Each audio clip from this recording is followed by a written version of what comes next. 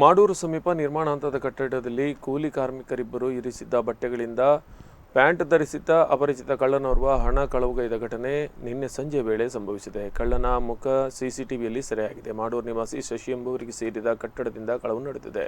ನಿರ್ಮಾಣ ಹಂತದ ಕಟ್ಟಡದಲ್ಲಿ ಇಬ್ಬರು ಕಾರ್ಮಿಕರು ಟೈಲ್ಸ್ ಹಾಕುವ ಕೆಲಸವನ್ನು ನಿರ್ವಹಿಸ್ತಾ ಇದ್ದರು. ಸಂಜೆ 4:30 ಸುಮಾರಿಗೆ ಗಟ್ಟುಮುಟ್ಟಾದ ಪ್ಯಾಂಟ್ ಧರಿಸಿದ 30ರಿಂದ 35ರ ಹರೆಯದ ವ್ಯಕ್ತಿ ಕಟ್ಟಡದೊಳಗೆ ತೆರಳಿದ್ದಾನೆ. ಕಾರ್ಮಿಕರಿಬ್ಬರು ಕೆಲಸ ಮಾಡುತ್ತಿದ್ದ ಕೋಣೆಯನ್ನು ಬಿಟ್ಟು ಬೇರೆ ಕೋಣೆಗೆ ತೆರಳಿ ಅಲ್ಲಿ ಇಬ್ಬರು ಬಟ್ಟೆಗಳಲ್ಲಿ ಇರಿಸಿದ್ದ ನಗದು ಕಳವು ನಡೆಸಿದ್ದಾನೆ. ಇಬ್ಬರಲ್ಲಿದ್ದ ಸುಮಾರು 2,000 ರೂಪಾಯಿಯಷ್ಟು ನಗದು ಕಳವು ಮಾಡಿದ್ದಾನೆ. ಸಂಜೆ ವೇಳೆ ಇಬ್ಬರು ಮನೆಗೆ ತೆರಳಲು ಕಿಸೆಗೆ ಕೈ ಹಾಕುವಾಗ ಇಬ್ಬರ ಜೀಬುಗಳು ಖಾಲಿಯಾಗಿತ್ತು. ಬಸ್ಸಿಗೆ ತೆರಳಲು ಹಣ ಇಲ್ಲದೆ ಪೇಚಿಗೆ ಸಿಲುಕಿದ ಇಬ್ಬರು ಕಾರ್ಮಿಕರು ಕಟ್ಟಡ ಮಾಲೀಕರಲ್ಲಿ ವಿಚಾರ ತಿಳಿಸಿದ್ದಾರೆ. ಅವರು ಸಿಸಿಟಿವಿ ಮೂಲಕ ಪರಿಶೀಲಿಸಿದಾಗ ಅಪರಿಚಿತನೋರ್ವ ಕಟ್ಟಡದ ಒಳಗಿನಿಂದ ಹೊರಹೋಗಿ ದೇರಳಗಟ್ಟೆ ಕಡೆಗೆ ಹೋಗುವ ರಿಕ್ಷಾವನ್ನು ಹತ್ತಿರುವುದು ಬೆಳಕಿಗೆ ಬಂದಿದೆ. 2 ದಿನಗಳ ಹಿಂದೆ ಇದೇ ರೀತಿಯಲ್ಲಿ ನಿರ್ಮಾಣ ಹಂತದ ಕಟ್ಟಡದಲ್ಲಿದ್ದ ಕಾರ್ಮಿಕರ ಸುಮಾರು 8,000 ರೂಪಾಯಿ ನಗದು ಕಳವು ಮಾಡಲಾಗಿತ್ತು. ಈಗಿರಿತು ವಿಡಿಯೋ ಹಾಗೂ ಮಾಡೂರು ಕೋಟೆಗಾರ್ನಲ್ಲಿ ಪ್ಯಾಂಟ್ ಗ್ಯಾಂಗ್ ಸಕ್ರಿಯ ಅನ್ನುವ ಸಾಮಾಜಿಕ ಜಾಲತಾಣದ ಸಂದೇಶ ಸ್ಥಳೀಯರನ್ನು ಆತಂಕಕ್ಕೆ ಒಳಪಡಿಸಿದೆ.